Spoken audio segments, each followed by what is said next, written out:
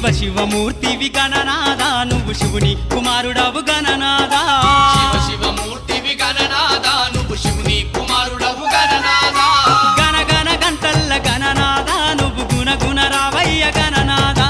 శివ శివమూర్తివి గణనాదా నువ్వు శివుని కుమారుడవు గణనాదా శివ శివమూర్తివి గణనాదా నువ్వు శివుని కుమారుడవు గణనాదా